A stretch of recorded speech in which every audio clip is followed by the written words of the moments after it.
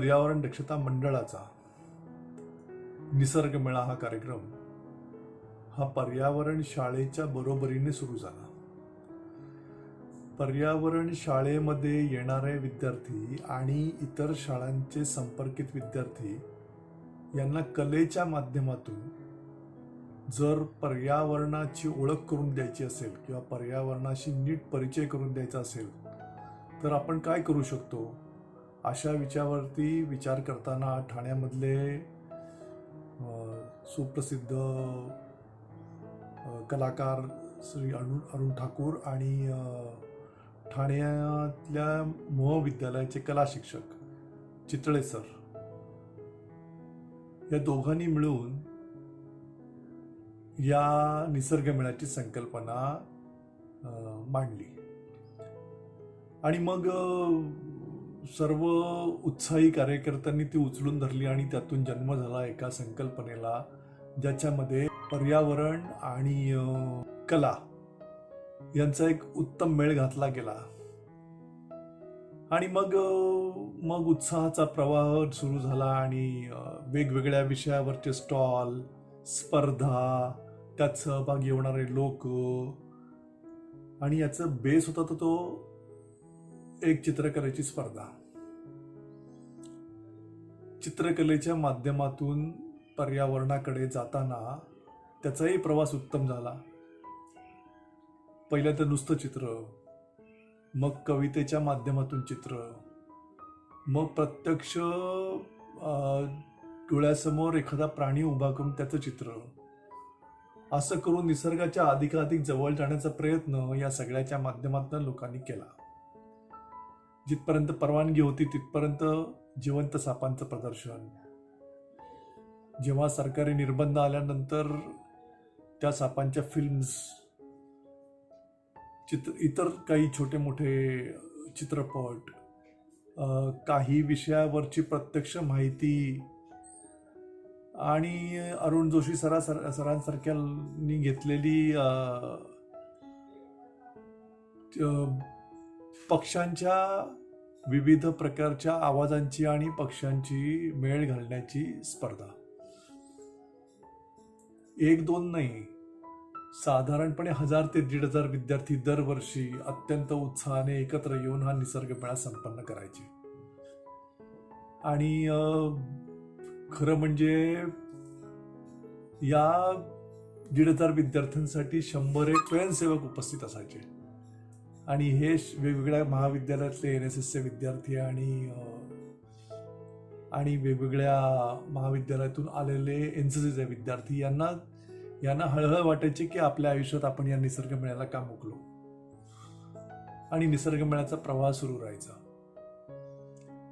अजूनही अनेक शाळांमधून गेल्यानंतर किंवा महाविद्यालयातून गेल्यानंतर आपल्याला मुलं भेटतात की जे असं म्हणतात की आम्ही त्या दिवशी त्या निसर्ग मेळ्यामध्ये आलो.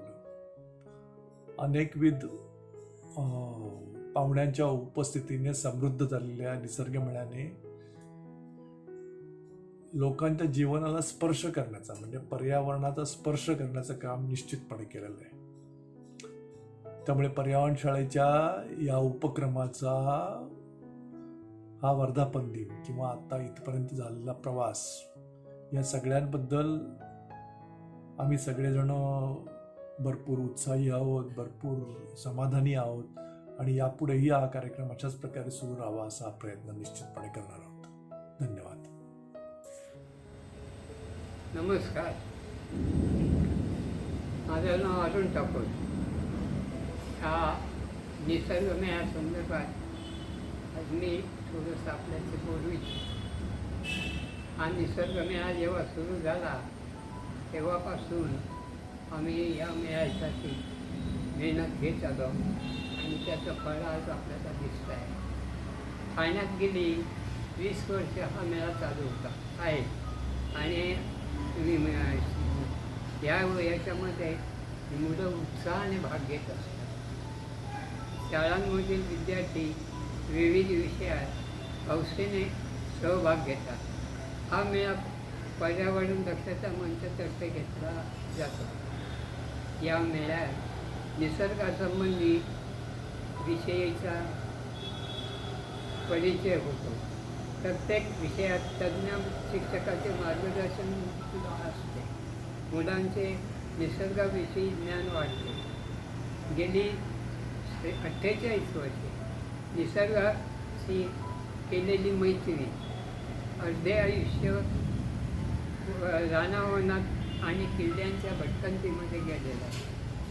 निसर्गातील अनेक गमती जमती पाहायला मिळाल्या. पक्षी, प्राणी, झाडे, फुले, डोंगरदऱ्या, नदी, नाले आणि 350 किल्ले, आदिवासी योजना, साहसी निसर्ग भ्रमण, हिमालयाची परिक्रमा, भारतातील एकमेव झालेली कृष्णा नदी संशोधन मोहिमेतून मनमुराद आनंद घेतला. सर्व ऋतूमधील पाहिलेली निसर्गाची विविध रूपे, सहजता पाहायला न मिळणारे निसर्गात घडणारे चमत्कार असा अनुभव घेतला. त्याचा अभ्यास, त्यावर विचार करताना हे सारे इतरांनाही पाहावयास मिळावे अशी प्रबळ इच्छा मनात निर्माण झाली. अनेकांना रानावनामधून फिरवले. अनेक भ्रमंती मंडळे उभी केली. रस्तारोहण दाखवले. व्यक्तिमत्व विकासाची शिबिरे घेतली. ऐतिहासिक व भौगोलिक विषयाची आवड निर्माण केली. प्रदर्शने भरवली. म्हणूनच सह्याद्री हे माझं विद्यापीठ आहे असं मी मानतो. या पर्यावरणाविषयी लोकाभिमुख कार्यक्रम करण्यासाठी काय करता येईल असा विचार आम्ही करत होतो. मुलांसाठी आपण काही करूया. त्यांना जर निसर्गाची ओळख करून दिली तर त्यातूनच पर्यावरणाचा चांगला संदेश समाजापर्यंत पोचविता येईल. मुलांवरील संस्कार हे पुढे कायमस्वरूपी राहतील. या विचारमंथनातून निसर्गमेळा आकारात आला. या निसर्ग मेळाव्यात मुलांच्या आवडीचे विषय निवडले. चित्रकला, जादू, पथनाट्य, झाडांची तसेच वन्य प्राण्यांची, सर्पांची, पक्ष्यांची माहिती, पोस्टर, झाडे लावा, झाडे जगवा, वाचवा असा संदेश मुलांमार्फत मोठ्यांपर्यंत पोचविणे शक्य झाले. ठाण्यात 20 वर्षे व शहापुरातून 3 वर्षे हे काम सुरू होते. मी तर एक साधा भटक्या कलाकार. या निसर्ग मेळ्यात अनेक थोरा मोठ्यांचा सहवास लाभत असतो. शाळा, विद्यार्थी, शिक्षक, पालक इत्यादी आम जनतेचाच हा निसर्ग मेळा आहे. इतर शाळातून असा निसर्ग मेळा भरावा, त्यातील मुलांना, लोकांना त्याचा आनंद मिळावा हीच इच्छा. जी मुलं पकडायची शाळेची आणि त्यांच्यावर पहिले संस्कार सुरू करतो. त्यांच्याकडनं जो रिस्पॉन्स मिळेल त्याच्यावर आपला पुढचं अवलंबून. आणि मग ते मुलांना जेव्हा पटेल ना ते मग म्हटलं सगळं घरोघर पोचेल. तसंच झालं. आणि मग ह्याच्यामुळे सगळ्या मुलांना एवढी ओढ लागली ना. आणि तो तुला तर माहितीच नाही कसं तुला त्याला रिस्पॉन्स खूप होतो. आणि मी जास्तीत जास्त मुलांना वेगवेगळे प्रकार द्यायचा प्रयत्न.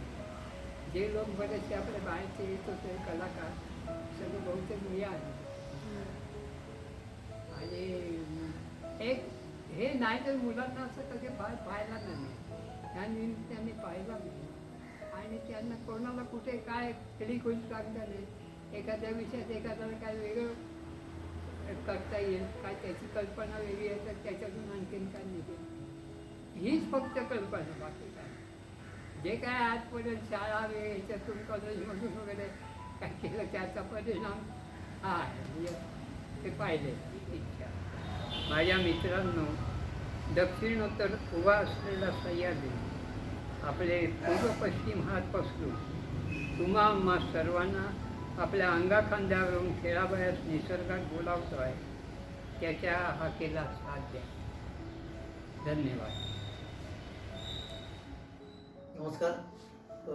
गेले 20 वर्ष सातत्याने पर्यावरण दक्षता मंचातर्फे जो निसर्ग मेळा सादर केला जातो त्यात अनेक उपक्रम आपण सातत्याने मुलांना नाविन्याने देत असतो आणि प्रत्येक वर्षी त्याच्यात आपण काहीतरी इन्क्रीजच करतोय उपक्रमांमध्ये की जेणेकरून मुलांचं व्यक्तिमत्व कसं फुलेल आणि त्यांना वेगवेगळ्या विषयांची ओळख कशी करून घेता येईल, प्रत्यक्ष हाताळणी करून किंवा प्रत्यक्ष त्या उपक्रमाचा अनुभव घेतल्यामुळे. तर त्याच्यातच आज करोनाचं सगळं हे सावट असल्यामुळे आपल्याला पर्यावरण दक्षता मंचामुळे हा निसर्ग मेळा यावर्षी आपला होऊ शकत नाही, परंतु आम्ही त्या माध्यमातून दृश्यावरील माध्यमातून आम्ही तुमच्यापर्यंत पोहोचायचा प्रयत्न करतोय की गेले अनेक वर्ष वेगवेगळ्या शाळांमधनं हा उपक्रम सादर केला जायचा आणि त्याच्यात मग मातीकाम असेल, जादूचे प्रयोग असतील, वेगवेगळ्या स्पर्धा असतील, आपण एक वेगळी दरवर्षी एक थीम घ्यायचो की ज्याच्यामध्ये एखादा पक्षी असेल, एखादा प्राणी असेल, मग त्या प्राण्यावरती ती पोस्टर्स बनवणं, ग्रीटिंग्स बनवणं, असं वेगवेगळ्या स्वरूपाचे विषय आपण त्या मुलांना त्यांच्यासमोर मांडायचो आणि ते आपण हाताळलेले असायचे. मग यातनं ते कल्पना पुढे आली की आपण त्यांना एक साहसाची जोड जर दिली त्या मुलांना तर त्यातनं अजून त्यांचं व्यक्तिमत्व चांगलं फुलेल आणि मग पर्यावरण दक्षता मंचांनी साहसी उपक्रम हे पण त्याच्यामध्ये घेण्याचं अंतर्भूत केलं. आणि पहिले 2-3 वर्ष मला आठवत आहे की मी पहिल्यांदा स्लाईड शो वगैरे केलेले आहेत की मुलांना स्लाईड शो आणि इक्विपमेंट दाखवायचं की ज्यातनं त्या मुलांना थोडीशी रुची निर्माण होईल की त्यांना थोडासा तो विषय कळेल की बाबा साहस म्हणजे नक्की काय. आणि येणारी मुलं ही काय दरवर्षी तीच असतात असं नाही, दरवर्षी वेगवेगळी मुलं येत असतात, पण कधी असं होतं की ती रिपीट मुलं सुद्धा 1-2 वर्ष लागोपाठ येत असतात. तर त्यांना आदल्या वर्षी आपण बाबा स्लाईड शो पाहिला आहे, इक्विपमेंट पाहिला, तर आता जर आपल्याला प्रत्यक्ष साहस करायला मिळालं तर त्याची एक वेगळी मजा असते. त्यामुळे त्या साहस घेण्यासाठी म्हणून मग आम्ही ज्या शाळा असतील निवडलेल्या त्या निसर्ग मेळ्यासाठी त्याची पाहणी करायचो आणि मग ती पाहणी केल्यानंतर आपल्याला नक्की इथे मुलांसाठी काय घेता येईल, कुठला साहसी उपक्रम त्यांना राबवता येईल आणि त्यांना तो कसा योग्य प्रकारे त्यांना त्याच्यावरती ओव्हरकम करता येईल आणि त्याचा आनंदही त्यांना घेता येईल आणि सुरक्षितपणे पण घेता येईल.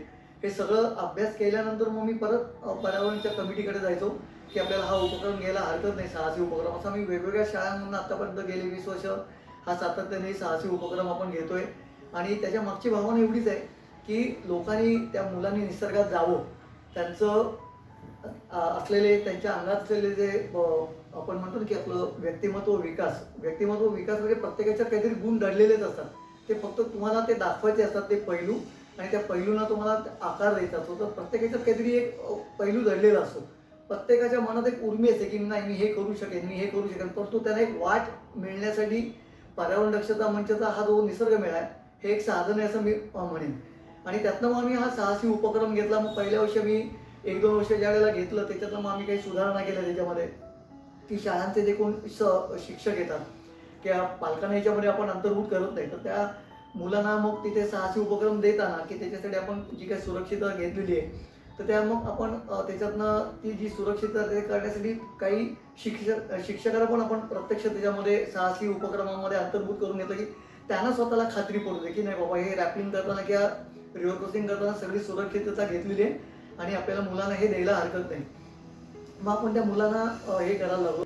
तर हे सगळे साहसी जो उपक्रम आहे ना हा ह्याची ओळख जर तुम्हाला बेसिक ओळख करून देण्यासाठी म्हणून हा निसर्ग मेळ्याचा आपण ध्यास घेतलेला आहे की निसर्ग मेळ्यातनं त्यांनी हे शिकावं आणि स्वतःला त्यातनं झोपून देऊन पुढे यातनं स्वतःचं काहीतरी असं करिअर निर्माण करावं. या करिअरच्या संधी पण तुम्हाला या निसर्ग मेळ्यातनं आपण देतोय की जर तुम्हाला पुढे जाऊन जर चांगलं इन्स्ट्रक्टर व्हायचं असेल तर वेगवेगळे तुम्हाला कोर्सेस जर तुम्ही केले तर त्यातनं तुम्ही सुद्धा उद्या इन्स्ट्रक्टर म्हणून या फील्डमध्ये येऊ शकता, स्वतःचे कॅम्प्स घेऊ शकता, कोचिंग करू शकता, चांगलं हेल्दी वातावरण त्यातनं निर्माण होऊ शकतं आणि की ते एक चांगलं पोषक समाज कसं जर आपल्याला निर्माण करायचं असेल तर त्याच्यासाठी तुम्ही या सगळ्या साहसाची पण जोड देऊ शकता.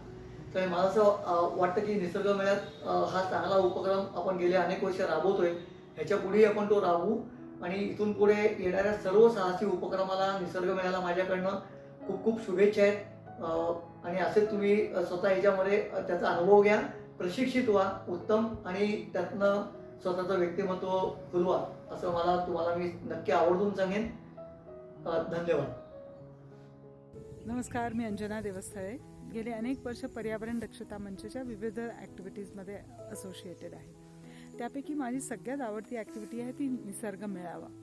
तर निसर्ग मेळाव्यात दिवसभर मुलं येतात, बागडतात, निसर्गाबद्दल न कळत ते शिकत असतात. त्यांना निसर्गाबद्दलचं जे प्रेम आहे ते वेगवेगळ्या ॲक्टिव्हिटीजमध्ये त्यांचं कुठे त्यांना कला असते, कुठे काही क्राफ्ट असतं, कुठे एलिक्युशन असतं किंवा नाटक असतं. आणि आम्ही जी स्पर्धा घ्यायचो किंवा जी घेत आलो आहोत ती म्हणजे झाडे ओळखू स्पर्धा. तर त्याचं बेसिक हे आहे की मुलांना झाडं ओळखता यावी.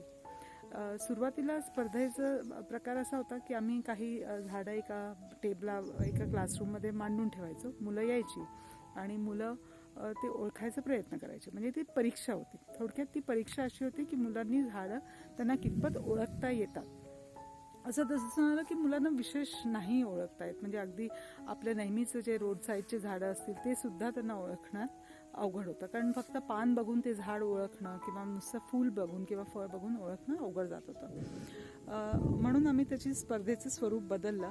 कारण शहरी मुलांना तर विशेषतः फार अवघड जायचं ओळखता येणं. गावाकडच्या मुलांना ओळखता यायचं, पण त्यांनाही जे कल्टिवेटेड प्लांट्स आहे म्हणजे जे गार्डन प्लांट्स आहेत ते ओळखणं जरा अवघडच जायचं. म्हणून मग आम्ही काय केलं की मुलांना पहिल्यांदा त्या झाडांबद्दल दाखवायचं. म्हणजे एक 5-50 प्रकारची झाडं आम्ही दाखवायचो त्यांना. आणि हे झाड आहे हे, पण ना रिलेट करणं अवघड जातं की हे नुसतं पान बघून झाड ओळखा हे अवघड होतं. तर तरी प्रयत्न असा होता की त्यांना पहिल्यांदा त्या झाडाचं नाव सांगायचं, त्याचं फुलं दाखवायची आणि मग नंतर परत त्यापैकी काही एक 10-15 झाडं मांडायची आणि त्यांची त्यांना ओळखायला लावायचं. पण ती पण एक परीक्षाच झाली होती. पुढे आम्ही त्याचं स्वरूप अगदीच बदललं. म्हणजे निसर्ग परिचय केंद्र जो आहे, nature interpretation centre, Sanjay Gandhi national पार्कचं येऊच्या बाजूचा, तिथे मुलांची चक्क निसर्ग भटकंती घ्यायची आणि त्या मुलांना मग ते झाडांचा परिचय करून द्यायचा. मग कुठे त्यांना झाडाचं पान सुरगळून त्याचा वास घेऊ देत किंवा झाडाचा स्पर्श कसा आहे, झाडावर कोणते कीटक येतात, फुलपाखरं येतात, पक्षी येतात, हे सगळ्याची ओळख करून आणि मग तिथल्या तिथे एक क्विझसारखी घ्यायची. आणि नंतर आम्हाला लक्षात आलं की हे जे बदललेले स्वरूप आहे ते मुलांना फार आवडतं आहे. कारण तिथे खरोखर निसर्गात ते भटकंती होते, ते निसर्गात बागडतायत फुलपाखरांसारखे. आणि मग त्याच्यावरून जेव्हा आपण प्रश्न विचारतो तेव्हा मुलांना त्याची गोडी लागली. म्हणजे सुरुवातीला जे धरून पकडून मुलांना बसवायला लागतं या स्पर्धेसाठी त्यानंतर एवढी मुलांची वाढ व्हायला लागली की आम्हाला बॅचेस करायला लागले. मग भ्रमंतीसाठी वेगळ्या बॅचेसमध्ये जा, मग परीक्षांमध्ये. आणि पूर्वीपेक्षा झाडांची ओळख खूप चांगली पटू लागली. त्यामुळे आम्हाला असं वाटलं की प्रत्येक स्पर्धेत मग टाय व्हायला लागले. मग परत म्हणजे पहिले प्रतिस्पर्धी कमी आणि 1-2-3 बक्षिसं काढणं सोपं होतं, पण आता ते अवघड व्हायला लागलं. पण ही बदललेलं जे स्वरूप आहे तेच कायम ठेवून मुलांना निसर्गात आनंदाने बागडू दे, खेळता खेळता निसर्ग शोध बघू दे, त्याची ओळख पटू दे आणि मग त्यांच्यातून आपण विचारू की मग स्पर्धा घेता येईल. तर संजय गांधी नॅशनल पार्कसारखा एवढे मोठे आपल्याकडे छान बायोडायव्हर्स फॉरेस्ट आहे, त्याचा अशा प्रकारे जेव्हा मुलांची ओळख होते त्याची, तेव्हा त्यांना जास्ती आवडतं आणि आम्हालाही ते स्वरूप जास्ती आवडते. धन्यवाद. नमस्कार. निसर्ग मेळ्यामधल्या 2 स्पर्धांविषयी मी इथे बोलणार आहे. पहिली स्पर्धा म्हणजे खजिना शोध. ह्या खजिना शोध ही जी स्पर्धा आहे ती आपण निसर्गाच्या सानिध्यामध्ये घेत असतो आणि ह्या निसर्गाच्या सानिध्यात आपण जेव्हा घेतो तेव्हा ही धावाधावीची ही स्पर्धा असते. कारण खजिना लवकरात लवकर किंवा कमीत कमी वेळामध्ये शोधायचा असतो. ह्या स्पर्धेसाठी ज्यांची शारीरिक क्षमता चांगली आहे आणि ज्यांची बौद्धिक क्षमता चांगली आहे असेच विद्यार्थी ह्या खजिना शोधमध्ये भाग घेतात. शोधसाठी एक मॅप बनवला जातो ज्या ठिकाणी ही स्पर्धा घ्यायची आहे आणि त्याच्यामध्ये मुख्य लँडमार्क्स काही या मॅपमध्ये दिले जातात.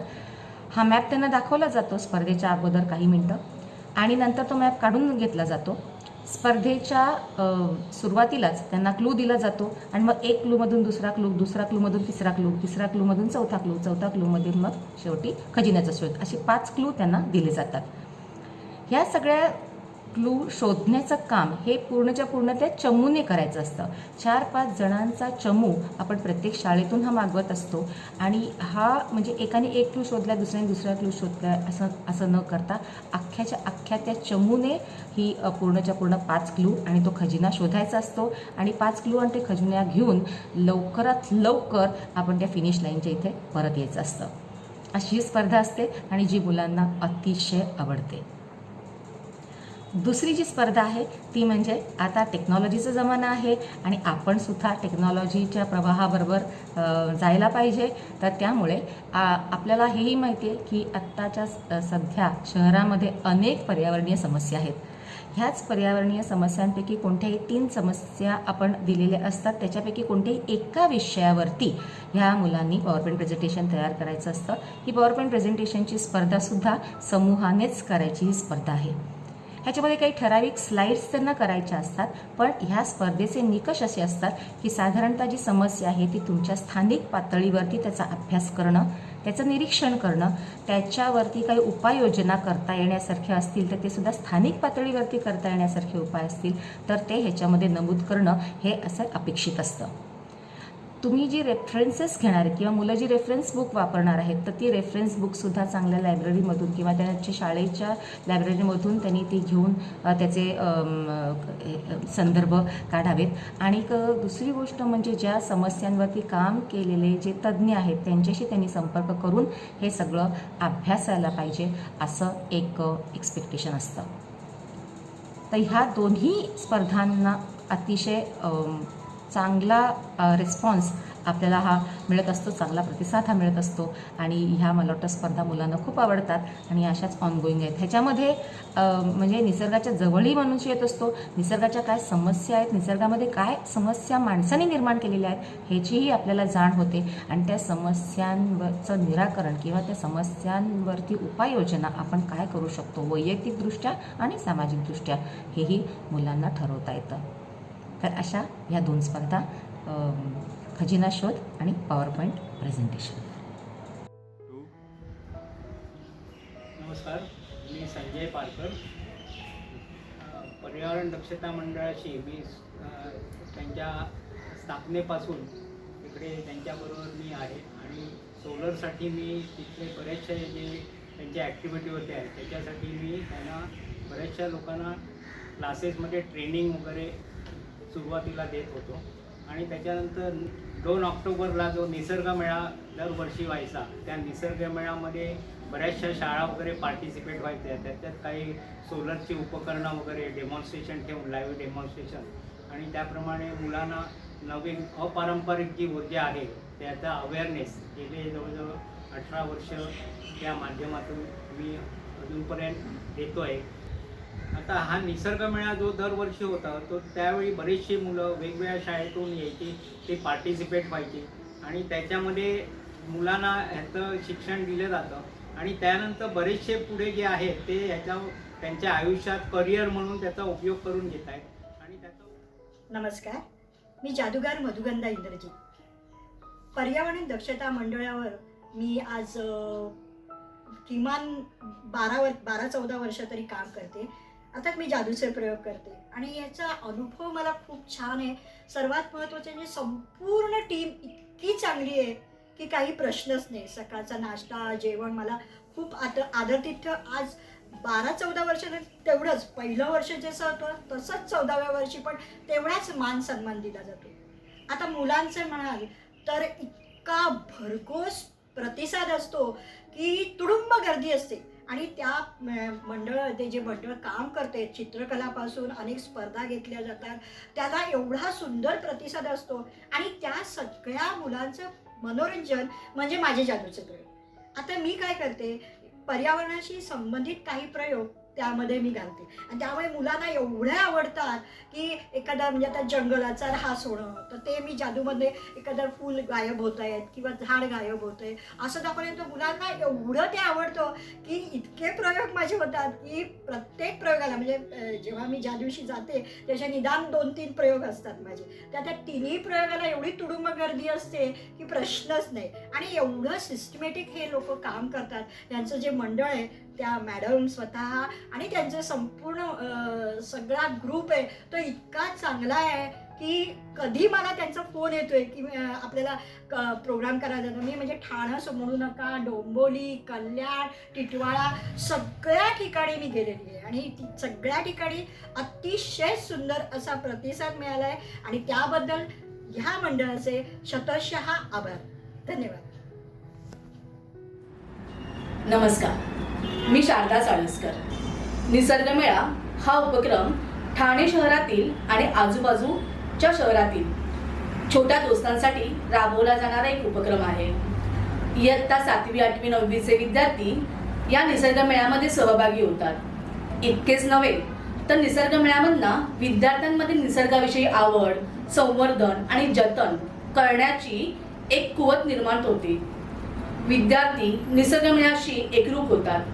निसर्ग मेळ्यामध्ये निसर्गावरती आधारित कविता आणि त्या कवितेवरती आधारित चित्र तयार करणं, चित्र काढणं अशी एक स्पर्धा असते. विद्यार्थ्यांच्या कल्पनाशक्तीला यात खूप वाव मिळतो. उदाहरणार्थ, स्वप्नात पाहिली राणीची बाग, हत्तीच्या पाठीवर बसलाय नाग. विद्यार्थी आपली कल्पनाशक्ती वापरून चित्रांमध्ये असे काही रमून जातात की साक्षात निसर्गच त्या चित्रांमध्ये अवतरला आहे. झाडे ओळखा पाहू ही एक स्पर्धा आहे. या स्पर्धेमध्ये आपल्या आजूबाजूला, घरामध्ये, घराच्या बाहेर असणारी विविध झाडे विद्यार्थ्यांना ओळखण्यासाठी ठेवली जातात आणि यात आयुर्वेदिक झाडे कोणती, इनडोअर आउटडोअर झाडे कोणती हे विद्यार्थी हळूहळू ओळखू लागतात. झाडांविषयी प्रेम, त्यांच्याविषयी आत्मीयता विद्यार्थ्यांच्या मनामध्ये निर्माण होते. पथनाट्य ही एक स्पर्धा आहे. या स्पर्धेमध्ये विद्यार्थी वेगवेगळी कला सादर करतात. मग जंगलामध्ये लागलेली आग, त्याचप्रमाणे जंगलामध्ये प्राणी आपले संरक्षण कसे करतात, मानवाने जंगलामध्ये केलेला हस्तक्षेप असे वेगवेगळे विषय विद्यार्थ्यांना हाताळायला दिले जातात. प्रश्न मंजुषा या स्पर्धेमध्ये विद्यार्थी पर्यावरणावरती, निसर्गावरती आधारित वेगवेगळ्या प्रश्नांची उकल करत असतो आणि त्याच्या बुद्धीला चालना मिळते. बरं का, निसर्ग मेळा स्पर्धा ही फक्त एक स्पर्धाच नाही तर विद्यार्थ्यांच्या आनंदाला, कलागुणांना वाव देणारी एक स्तुत्य उपक्रम आहे. निसर्ग मेळ्यामध्ये जेव्हा विद्यार्थी सहभागी होतात ना, त्यावेळेला ते आपल्या दैनंदिन जीवनाशी आणि निसर्गाशी ताळमेळ घालायला शिकतात. म्हणजे उदाहरणार्थ, ज्यावेळेला एखादा विद्यार्थी आपल्या घरामध्ये बसलेला आहे आणि हॉलमध्ये लाईट आणि फॅन चालू आहेत, त्यावेळेला तो ते बंद करतो. म्हणजे त्याच्यामध्ये आपोआपच आपण विजेचा वापर योग्य प्रमाणात केला पाहिजे ही एक जाणीव निर्माण होते. पाण्याचा वापर योग्य पद्धतीने करण्यासाठी निसर्ग मेळ्यामध्ये अनेक स्लाइड शो, व्याख्याने आयोजित केली जातात. वॉशिंग मशीनमध्ये जे पाणी वापरलं जातं ना, ते शौचासाठी आणि बागेसाठी देखील त्याचा उपयोग विद्यार्थी करतात. त्याचप्रमाणे विद्यार्थी समजा एखाद्या बागेतनं जात आहेत, रस्त्यावरनं जात आहेत आणि पायाखाली एखादी कीड, मुंगी आली तर त्यावरती पाय देऊ नये, त्यांचा जीव वाचवावा. म्हणजेच सर्व प्राण्यांना जीवनाचा अधिकार आहे हे देखील विद्यार्थी निसर्ग मेळ्यातनं शिकले आहेत. अशा प्रकारे असंख्य उपक्रमाने, असंख्य खेळांनी हा निसर्ग मेळा भरलेला आहे आणि तो विद्यार्थ्यांना समृद्ध करतो. विद्यार्थ्यांना पर्यावरणाची आवड निर्माण करतो आणि 4 भिंतीमध्ये जी शाळा आहे त्या शाळेमध्ये जे काही शिकतो त्यापेक्षा विद्यार्थी निसर्ग मेळ्यामध्ये शिकतो.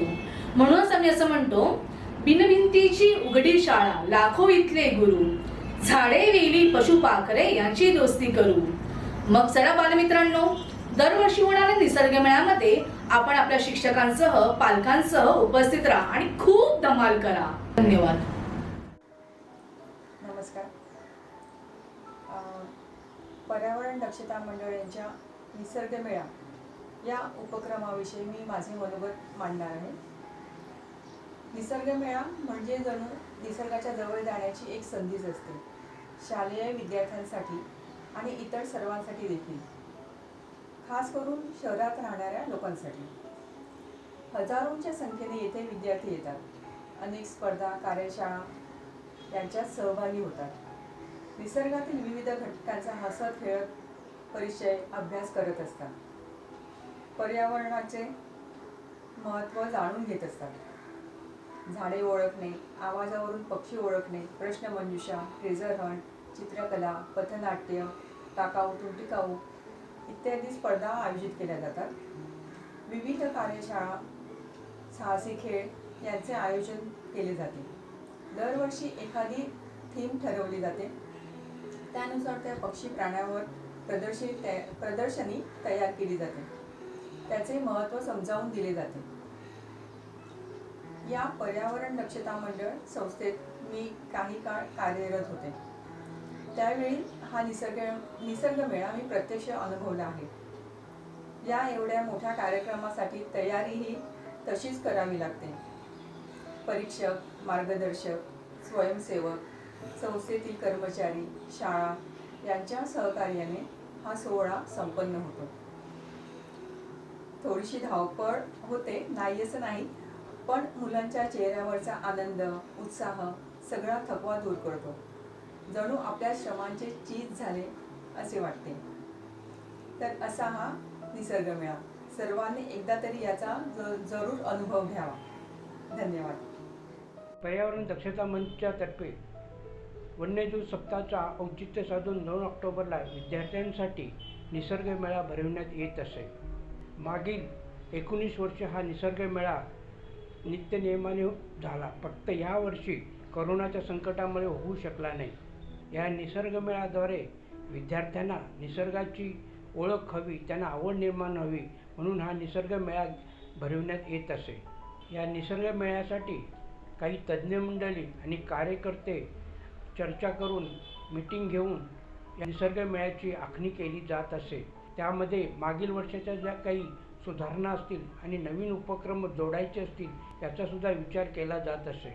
ज्या दिवशी निसर्ग मेळा असायचा त्या दिवशी त्या शाळेत सकाळपासून लगबग सुरू व्हायचे. साधारण 35-40 शाळांचे 1000 विद्यार्थी या निसर्ग मेळ्यामध्ये सहभागी व्हायचे.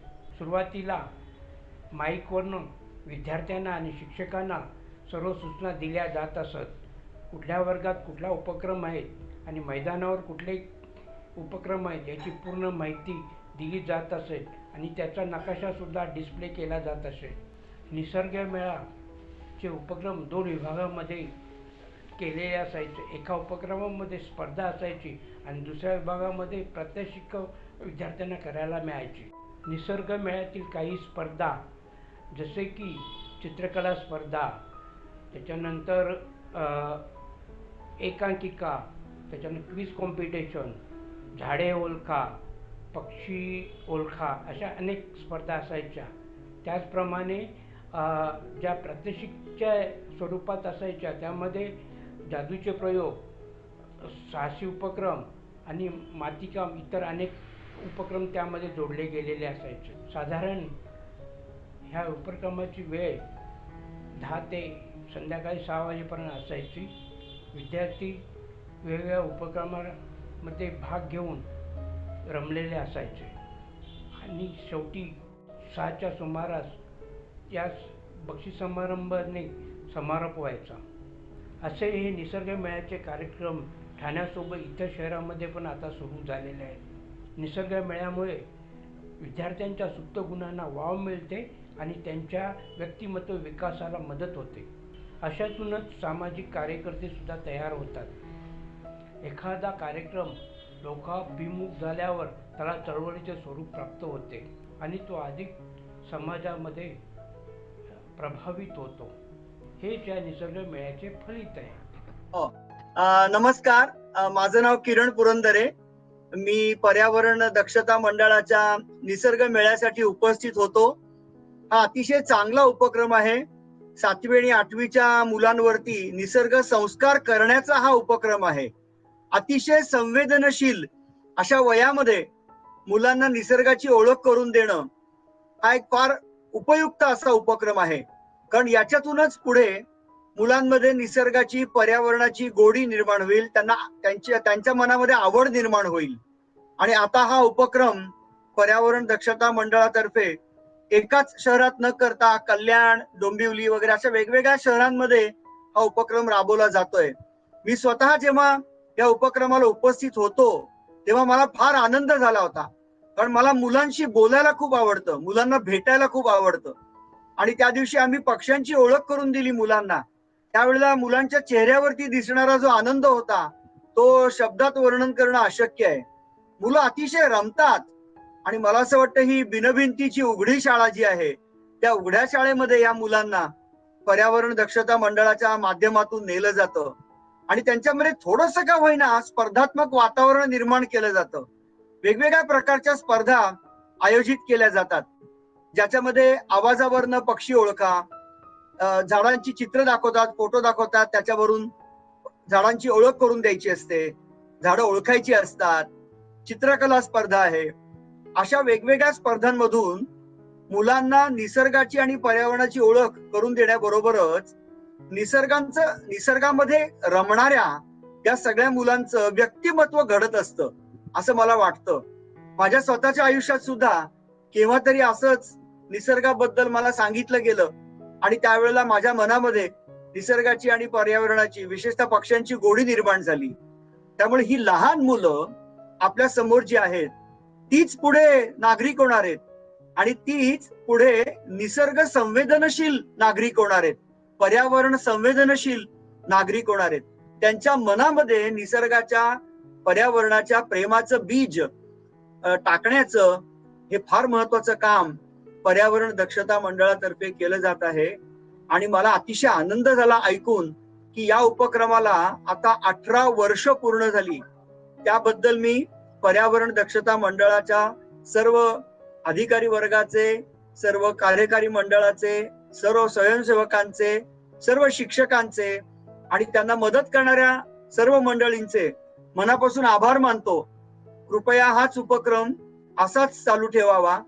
आता सध्या कोरोनाच्या वातावरणामुळे हा उपक्रम आपल्याला घेता येणार नाहीये, तरी सुद्धा घाबरण्याचं कारण नाहीये. केव्हा ना केव्हा तरी कोरोना जाईल आणि मग मुलांना खुल्या वातावरणामध्ये निसर्गामध्ये रमायला भरपूर वेळ मिळेल, त्याचा उपयोग हा केला जाऊ शकेल.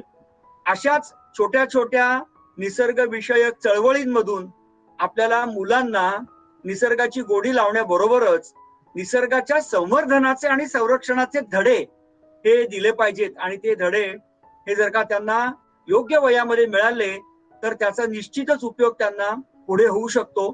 आणि हे जर सतत चालू ठेवलं आपण तर अनेक पिढ्या मुलांच्या घडणार आहेत याच्यातून आणि या अनेक पिढ्याच पुढे आपल्याला स्वयंसेवक म्हणून मदत करणार आहेत. मी पुन्हा एकदा पर्यावरण दक्षता मंडळाचे आभार मानतो आणि त्यांचं अभिनंदन देखील करतो की त्यांनी अत्यंत स्तुत्य असा उपक्रम ठाण्याच्या नगरीमध्ये सुरू केलेला आहे आणि त्या उपक्रमाला भरघोस प्रतिसाद मिळतोय. मी जेव्हा या कार्यक्रमाला आलो होतो तेव्हा पूर्ण तुडुंब भरलेले हॉल बघितलेले होते, शाळेचे वर्ग बघितलेले होते, मुलांमधला शिक्षकांमधला उत्साह बघितलेला होता. याचा अर्थ असा की शाळेच्या पदाधिकाऱ्यांना, शाळेच्या शिक्षकांना, शाळेच्या मुख्याध्यापकांना सुद्धा या उपक्रमाचं महत्व आता कळलेलं आहे. तर माझ्या अतिशय मनापासून शुभेच्छा आहेत तुम्हाला सगळ्यांना. हा उपक्रम असाच अत्यंत उत्साहानं अनेक वर्ष चालू ठेवा. ज्या वेळेला मला जमेल त्यावेळेला मी इथून जंगलातून उठून तुमच्याकडे तुम्हाला भेटायला, मुलांशी गप्पा मारायला निश्चित येईन. अत्यंत महत्वाच्या उपक्रमाबद्दल पुन्हा एकदा अभिनंदन. धन्यवाद.